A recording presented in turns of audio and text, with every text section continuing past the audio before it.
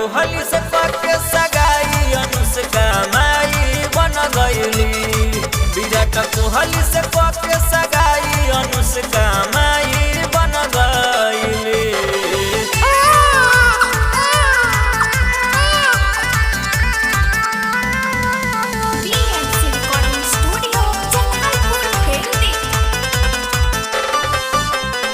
हजार 17 में भइल रहे शादी, 21 में भइल बा लइका हो।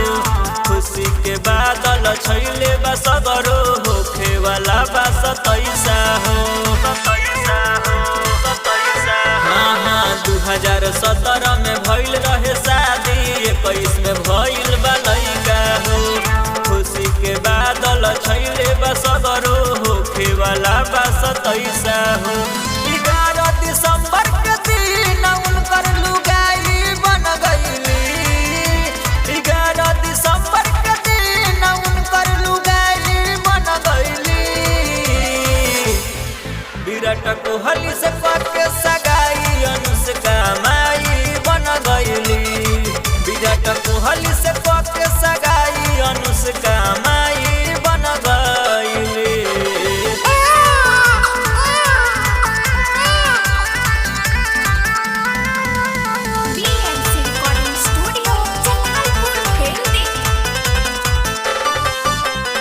इंडिया में शादी कैले भाई, हनीमून मनौले विदेश में। ऐसन खिलाड़ी के जोड़ा न बाटे, हरदम रहेले रेस में। हाँ इंडिया में शादी कैले भाई, हनीमून मनौले विदेश में। ऐसन खिलाड़ी के जोड़ा न बाटे, हरदम रहेले रेस में।